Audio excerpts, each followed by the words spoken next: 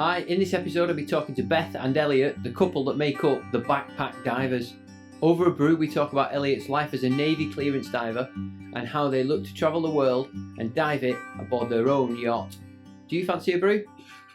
Oh, I need to get my headphones on. Hi. You alright? How are you? I'm alright, I've just literally thrown my dinner down my neck. Yes, so we were like running. So have you got a brew? Most important thing, have you got a brew? Yeah. And what we're going to talk about, just make sure I've got the right stuff on my list. What have you got on your list? Can't tell you. I might have nothing. I have actually got a list. We did have a list, but I've misplaced the book. We've left it at work. Alright. Yeah. Right, Beth and Elliot from Backpack Divers. Welcome to Fancy a Brew podcast. If you want to give us a bit of an intro to yourselves, tell us where you are, what you're doing, what you're up to, and we'll see where it goes. And you said we're backpack divers. My name's Beth. I am Scottish, as you can probably all tell from my accent. I studied marine biology at uni, only graduated last year, so all my luxurious travel plans were promptly cancelled.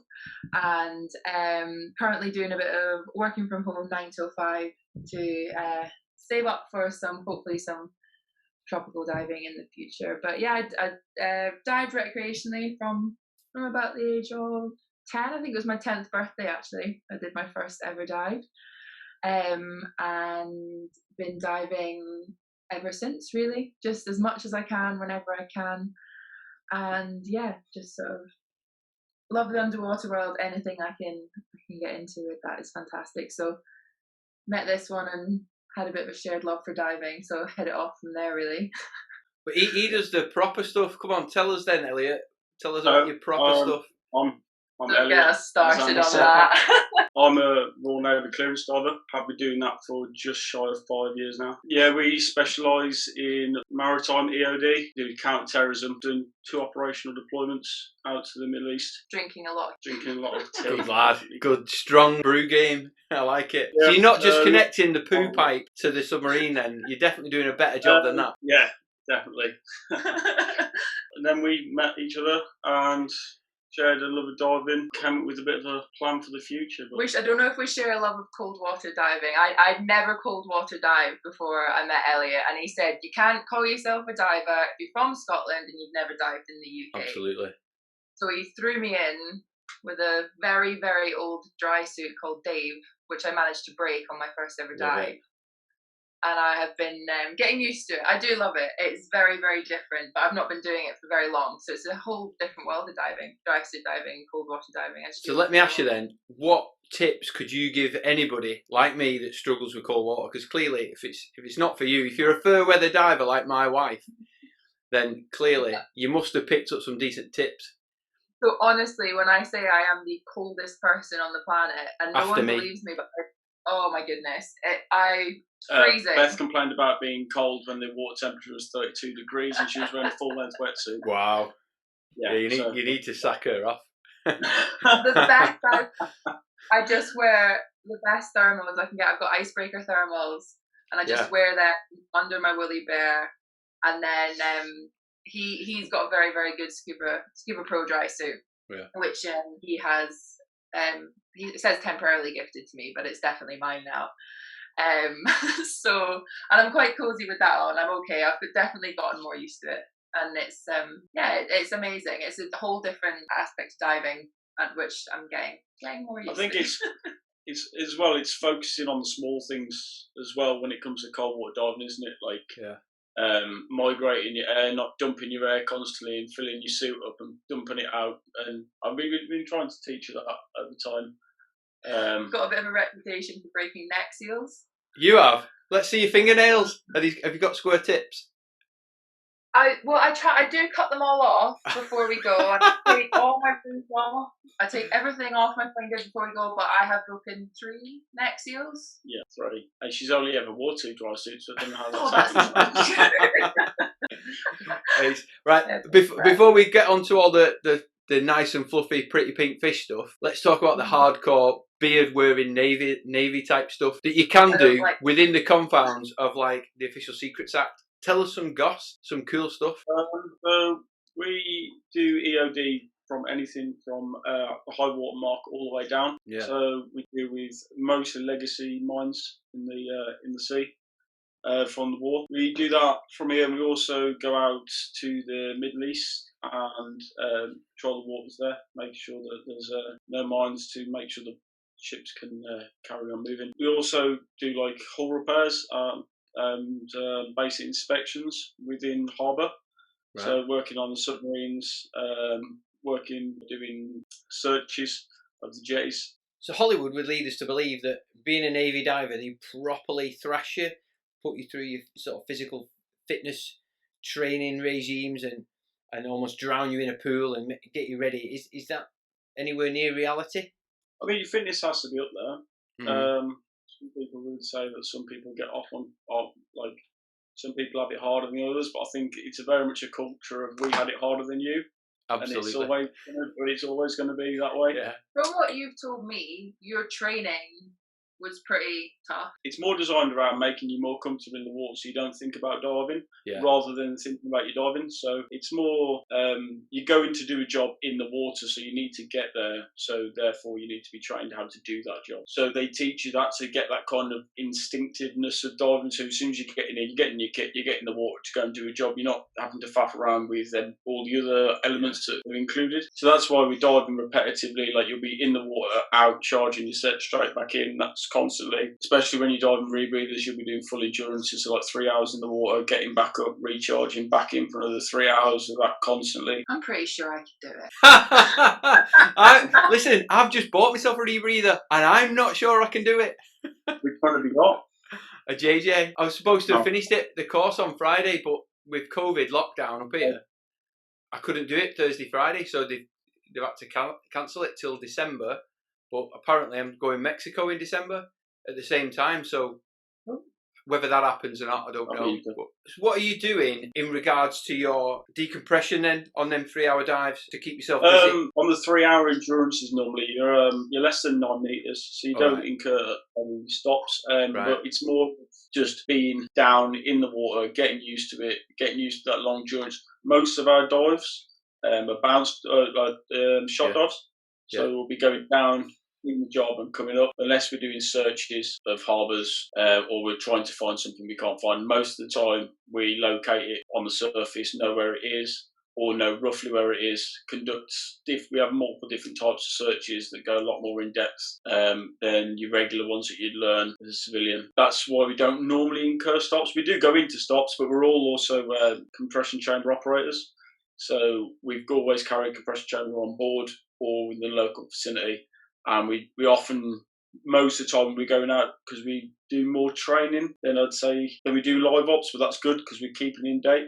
Yeah. And most of that always includes recovery of a diver. So do you know when you do your like your BZAC courses and you do your rescue days where you just do all the rescues?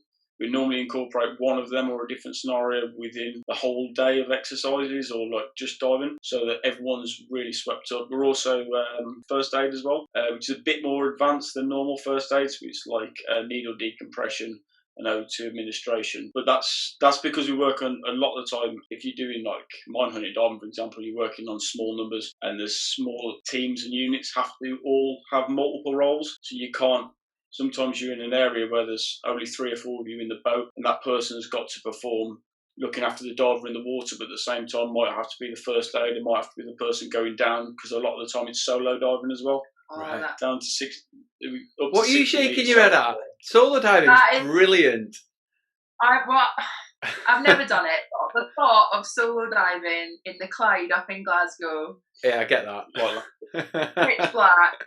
No idea what's happening. So that's, I think, the difference. People think that they look, like you say, love solo diving. Like I'd enjoy solo diving if it was in nice water, clear water, where it was benign conditions. But most of the time, it's pitch black after 5 meters. You've got like 2 knots, 3 knots tide, and it's pulling you up, pulling you left, right, and centre, and you're on your own to make your own decisions. That's the difference. I mean, solo, I think it makes you a better diver in a pair because you can be more self-reliant.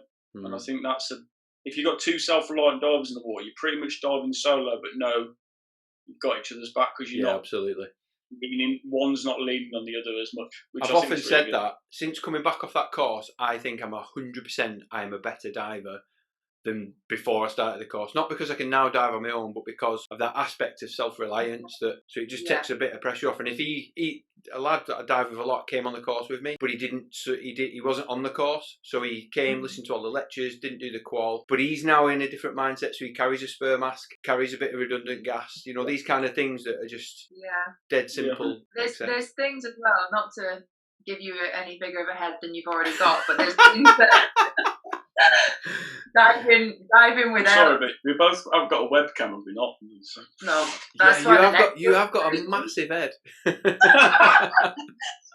that's why the neck seals are breaking. Only kidding. No, there's a lot of things I've picked up diving with Elliot that I would never have even thought of before, but things have happened. He's like, well, yeah, exactly. This is why we carry this. This is why we carry these spears and things that. I mean, I was qualified as a dive master before I met him, but afterwards, I mean, hats off to my dive instructor, they were incredible, but I have learned so much just from Elliot and diving with him as a Navy diver, as a completely heavy diver, that you just don't think of or you've never come across before, and things like what did you do with your t-shirt in the Philippines that time? So like fixes that you just have never seen before, no one knows about, that instructors don't know about, but you know, little trips and sort of. It's exposure more than anything. I think people who are instructors, or not instructors, like dive masters or divers that have just dived for years, you pick up little things, don't you? Yeah. And the more you do, the more you're going to pick up, and you're going to pick up them little nuances that make things easier. Like the t-shirts you're talking about, someone rounded off an Allen key in one of the blank ports, and in order to get it out, you just put a t-shirt over the top and push it through, and it pulses it out and turns it. It's just small things like that you've spent ages at work trying to figure out how to get this off, and then you've remembered it, and then you can teach it to someone, and someone will do that from now on in straight away. But I mean, I'd never take anything away from those people that stand at the side of the dive sites, weekend in, weekend out, in the cold, in the rain, and they're sort of supporting other divers learning. But what they've not done really is broaden their horizons very much. It's almost been they've learned off someone who learned off someone else, and they're still using this exact same. Whereas I think us coming from a military background, we've kind of had the blinkers taken off, and you see in different aspects, different cultures, and it's like doing cross pole as well. I suppose you've done that, working with different nations as well.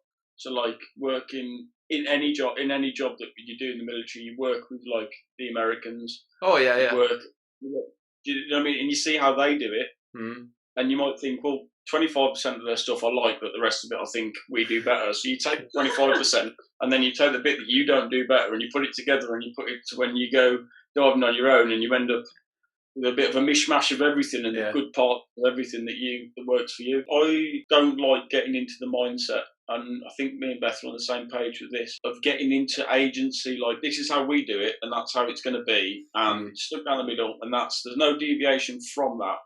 The training's there, but all the training achieves the same goal. If you look at how someone rescues, they might hold them in a different way or hold them in a different place.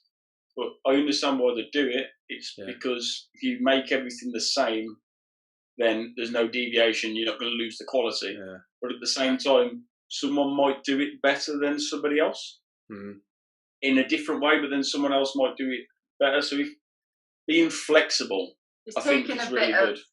A bit of everything, and then potentially deciding the most appropriate way for your circumstance and the environment you're in. And that's what we found, that we don't like being restrained by one specific agency's textbook way of doing things.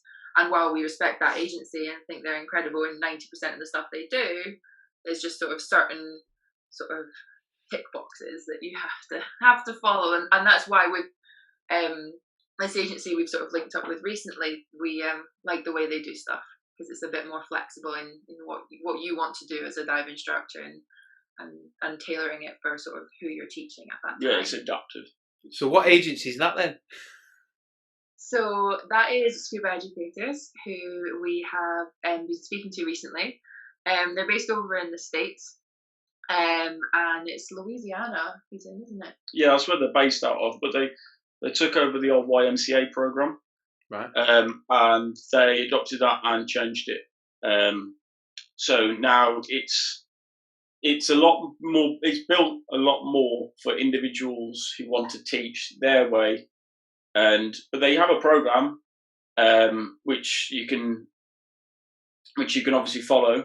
But the way they do their memberships, like the dive masters don't pay because they see that dive masters help the situation and they aid the future of an agency. So why would you want to charge someone who's not getting paid to help you? It just doesn't make sense. But their model works a lot better.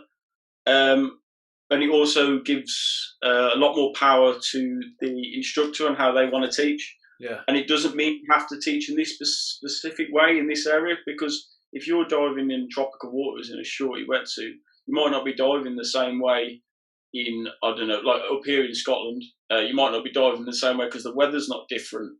The weather's different, sorry. The clothing you're wearing, like dry suits, for example, is different. Everything's different. So trying to merge everything into the same training doesn't really work. But they allow for like a lot of flexibility through their agency, which is pretty good.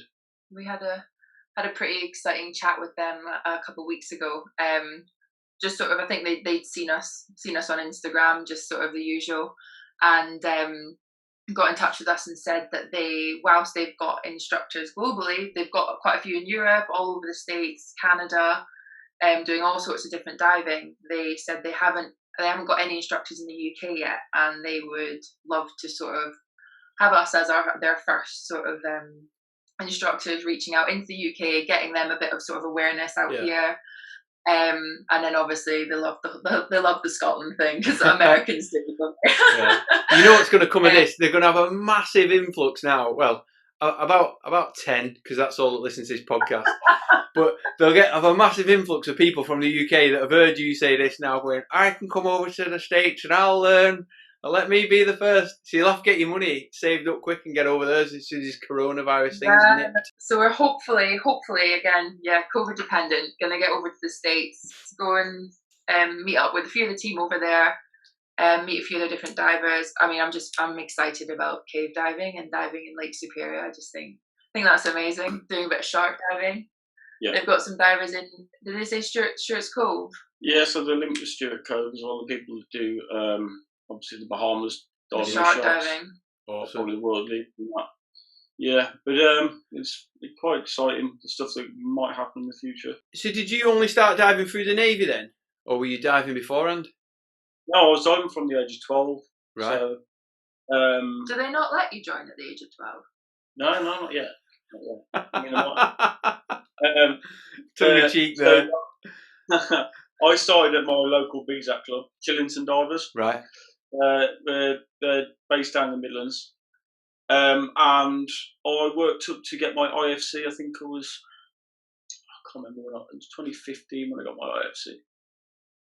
And then I joined the Navy, so that kind of got put in a halt because of going through training. You don't have time for AT at the time. You do. Yeah. It opens up to you, as you know yourself. Yeah. It opens up to you a lot more.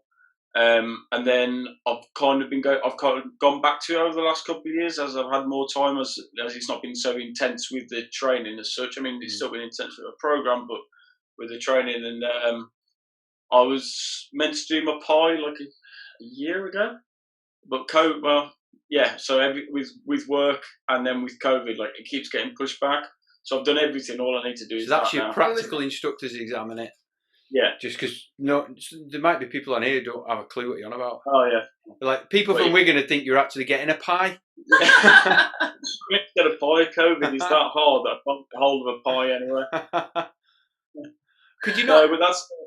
Could you not through joint services just do it all in a week in the combined instructor exam? I could, but that also means that it has to marry up with the program that we have. And, right. Are you busy? Yeah, we are quite busy. We're quite a small branch, and we have a varying amount of commitments. So getting the 18, it's there. The opportunities are there. They do give you a lot of opportunity for that.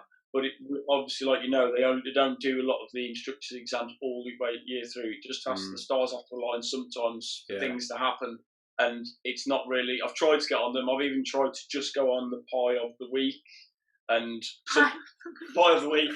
Oh yeah, I've tried to match it up, but it just seems like something crops up every time. And that's the way things are. But so I've been trying to do it through BZEC at the moment. I've got one booked for the 13th of December, so fingers crossed, hopefully something happens. Sorry to interrupt this episode to drop another plug for my Patreon account, but I do spend several hours on each episode in the search for new guests, the recording, the post-production, the advertising, and sometimes days on my YouTube videos. So to help me keep up with its production and the frequency of releases, I'm asking for you to become a sponsor and Patreon of the Are You a Scuba Diver? Fancy a Brew podcast. When you become a supporter, not only will you have my undying appreciation for helping to support the podcast, but you'll be able to take advantage of some of the many tiered benefits that come with it, some of which includes official merchandise. If you'd like to become a patron, go to www.patreon.com/fancyaBrew. There you'll see all the many levels of subscription and how to join the Fancy a Brew community. So without further ado, let's get back to this episode. Right, let's make Beth's day and make this all about her now, because you can see she's been waiting in the wings, looking around the room going, fucking pies and cups of tea and naval shit. So you started when you were about 10, so how long have you actually been diving now then? 13 years. Right, I've only been diving 4 years, so you've got loads of years on me. So go on, what's your 5-year plan then? Tell us about that. So we are hoping to next year. We're going to get away, and we are going to hopefully get our PADI instructors as well, just so that we are sort of fully employable, and it's just best to be, obviously, as El said, first as much as possible with the different agencies. Have a meet up with scuba educators as well. And we're going to hopefully do a couple of seasons working on the yachts, so following the yachting season in the Med, over in the Caribbean, the States, and hopefully get a job as dive instructors on some of the yachts. So amazing travel opportunities, good networking, real amazing opportunity to save as well, really. So we're hoping to do that for a couple of years. And then we are not your usual, there's no house, marriage, or kids on the cards anytime soon. I don't think we're very materialistic. We don't like thinking, right, we're going to settle down with a house, kids. Yeah. We'd like to pump that money into something else. So we're gonna invest in hopefully a approximately 70-foot sailing yacht, and get that up and running. And we want to run expeditionary charters. So that would involve, obviously it's just the two of us, we need a crew, and we would sort of run a program that allowed like-minded people of all ages, anyone, everyone, and all abilities to dive. Yeah, all non-divers, divers, people that are just starting out, people that have been diving for 50 years, coming on, and one, giving us a hand with being part of the crew, so sailing, cleaning, cooking, doing jobs, but in return they would get to stay on our yacht for as long as they potentially wanted, traveling around with us, sailing from A to B, doing we want to get involved in quite a lot of conservation projects on the way if we can. That'll link really well with your degree then, won't it? Yeah, so I've got a lot of networks, a lot of contacts from Glasgow Uni, which is where I studied. So got sort of a couple contacts here and there doing different projects, but we would really love to do some sort of coral fragmentation, which then also builds in Elliot's skills with this sort of underwater construction, underwater engineering. So I've got the brains, he's got the muscle. It's a dream team, really. Yeah, we'd like to set it up so we have a dive team and a crew that we could turn up to any restoration project or coral and say, right, we can commit our crew to you for a month. We've got a vessel. We've got people that we trust that are and we can be there and commit ourselves to projects. But the crew that we'll have will very much be volunteers coming in to help us as well as us giving back to them. We will be doing it as well on a global scale, so not just in one area. We're going to aim to be because obviously sailing dependent, we're going to aim to be in different locations around the world, and say to them, right, from this month to this month, we'll be here. Anyone wants to join us, and it'll be pretty much first come, first serve and interview kind of dependent.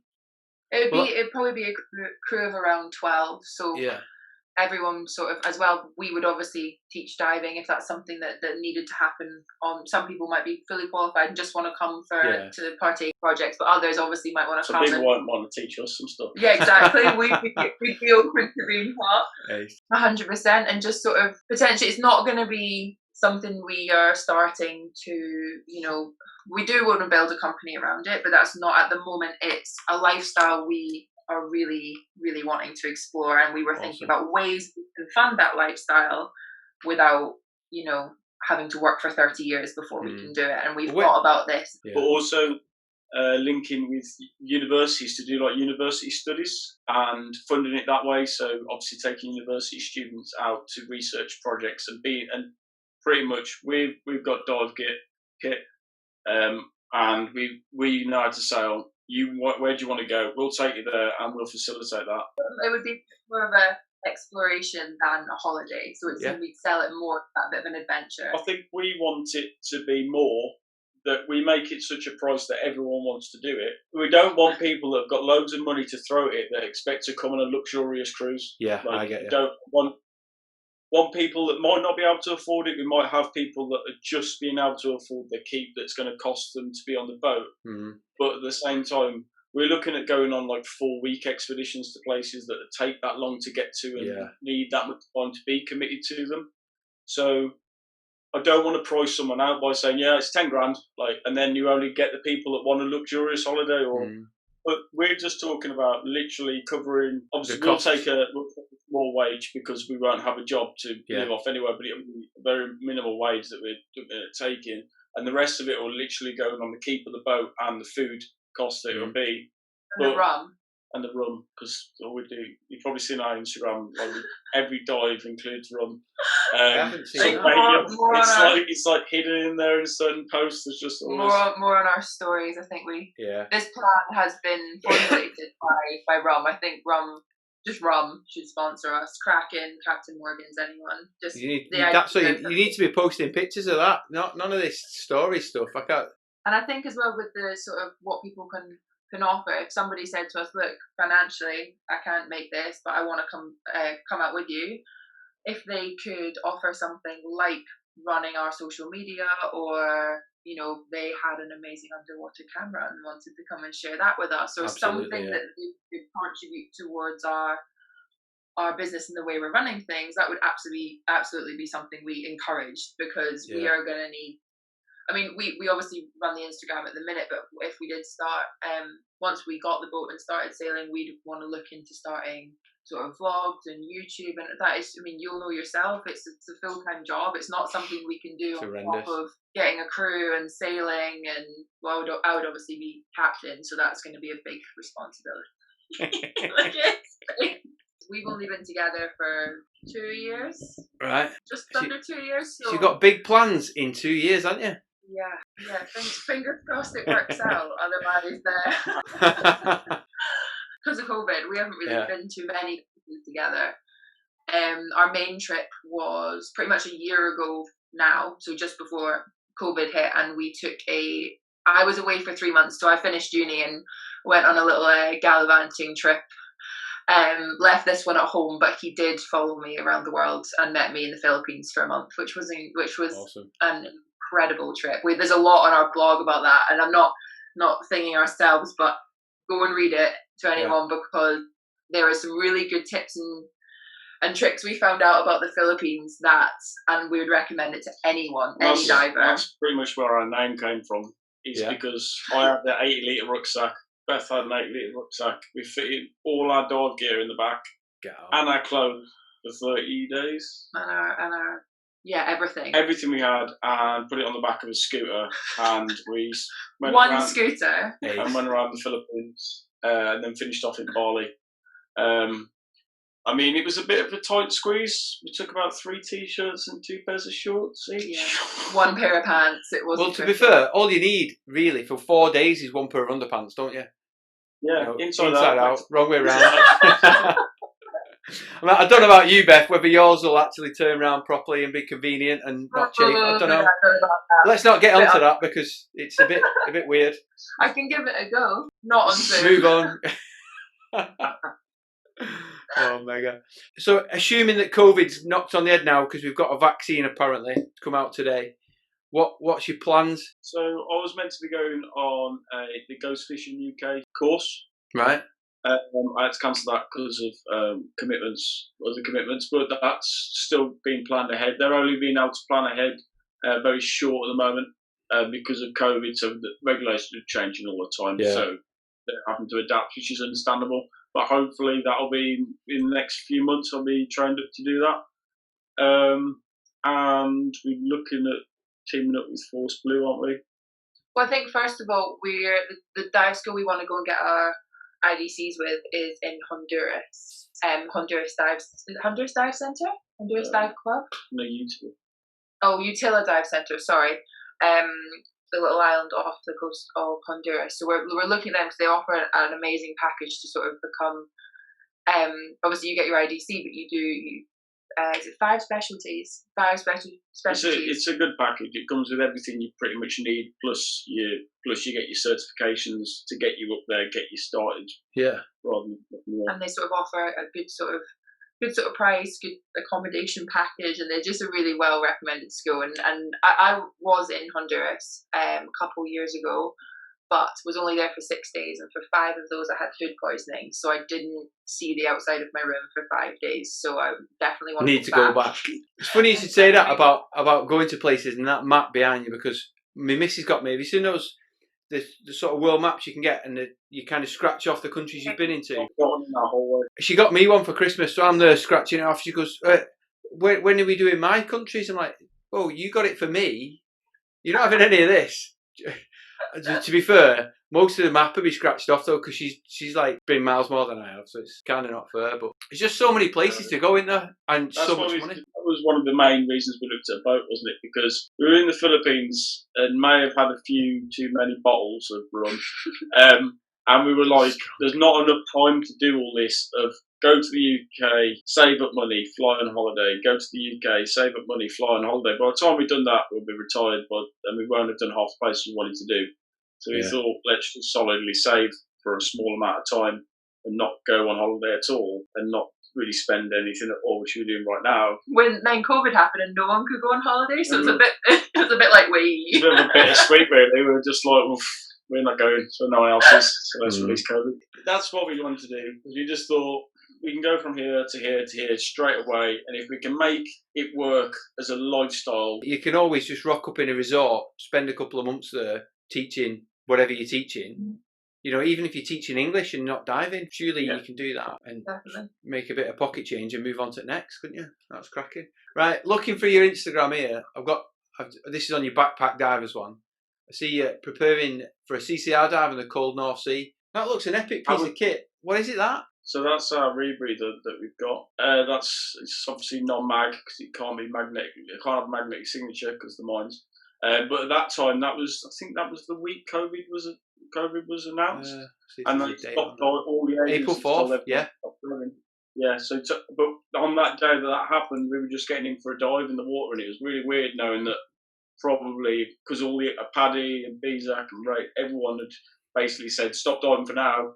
And we were going to get back to you, and we were getting in, and it was a bit like we could potentially be the only people that are still diving. Yeah, it was a weird one. I remember texting Beth and saying that. Yeah, then I asked if I could come, and he said no. Devastating. Yeah. I've got more of a personal question about what you do. I've seen obviously unexploded ordnance or whatever being detonated, and the stereotypical bomb suit and all that kind of stuff. How are you geared up for that in the water other than your non-mag rebreather? Look at that manly face. No, look at anything. No, to be fair, if it's at depth, usually they've got the ROV goes in first, right, and has a look at it. We're pretty, and that's coming more into fruition now. Like that, they're taking over a lot more. But we have different methods of approach and different ways in which we get rid of it. So we don't literally just go up to it and just find out what it is. We normally have a picture of what it's going to be. If we don't, we approach it with caution and do all the right procedures, so that, because there's nothing really that's going to save you. Like if that's going to happen, there's not really a lot that's going to. I'm not making it about me again, but I'm gonna.